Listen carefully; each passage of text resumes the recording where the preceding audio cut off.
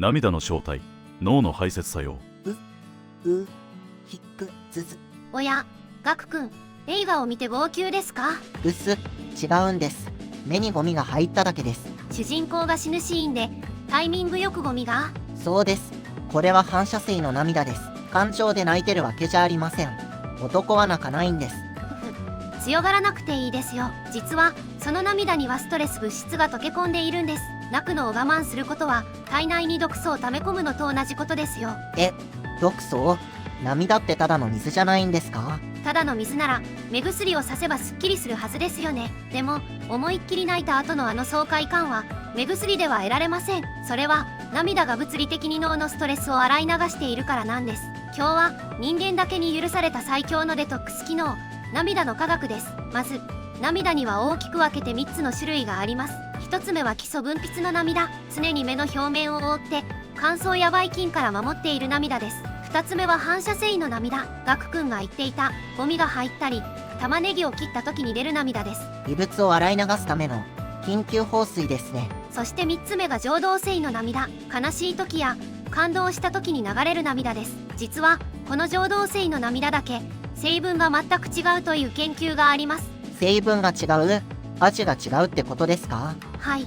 悔し涙や怒りの涙はしょっぱく、悲しみや感動の涙は水っぽいと言われています。自律神経の働きによってナトリウム、塩分の濃度が変わるからです。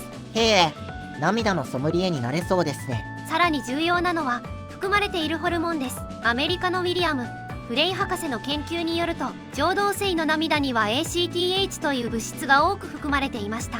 これはストレスを感じた時に分泌されるホルモンの一種です。つまりストレス物質を涙と一緒に体外へ捨てているんです。本当にデトックスしてたんですね。泣いた後にすっきりするのは気分の問題ではなく、科学的に毒抜きが完了したからだという説があります。これをカタルシス効果、浄化作用と言います。じゃあ泣くのを我慢するのはゴミ出しをサボるようなものか？その通りです。どんどん部屋、心が汚れていきますよ。驚くべきことに涙は顕微鏡で見ると形まで違うんですよ。形？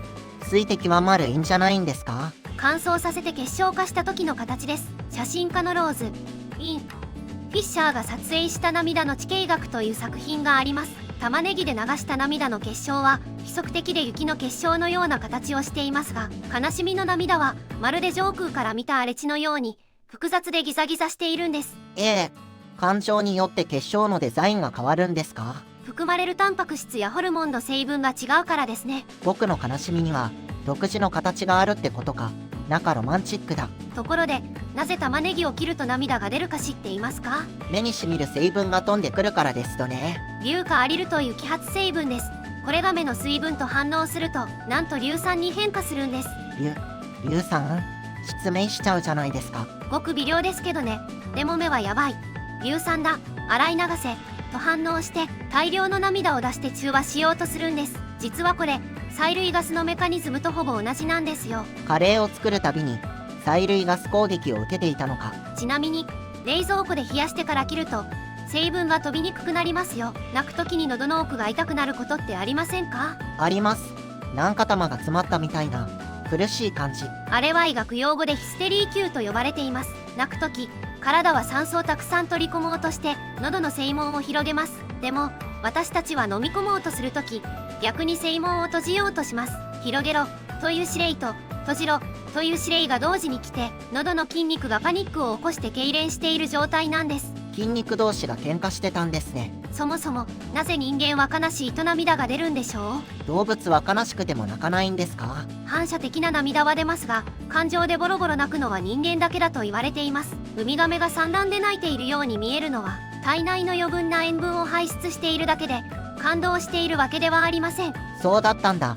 母の愛だと思ってたのに。人間が泣くようになった理由は助けを求めるサインだと考えられています。涙で視界がぼやけると戦えませんし逃げられませんよね。あえて私は無防備です、攻撃できませんという姿を晒すことで敵の攻撃意欲を削いだり仲間の保護本能を引き出したりする戦略なんです。幸福の白旗みたいなものか。赤ちゃんが泣くのもそうですね。大声で泣くのは来てくれという合図ですが、涙を流すのは守ってくれという強力な視覚的信号なんです。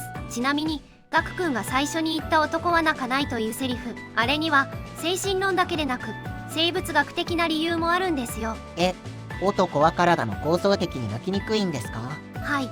まず男性の涙管、涙の排水口は女性よりも太いんです。だから涙が出てもすぐに鼻の方へ流れてしまい、頬を伝ってこぼれ落ちにくい。我慢してるわけじゃなくて排水能力が高かったのか。さらにホルモンの影響もあります。女性ホルモンのプロラクチンは涙の生成を促しますが、男性ホルモンのテストステロンは涙を抑制する働きがあるんです。つまり男性が泣かないのは強がりではなくハードウェアの使用なんです。ワニの空涙という言葉を知っていますか？嘘泣きって意味ですとね。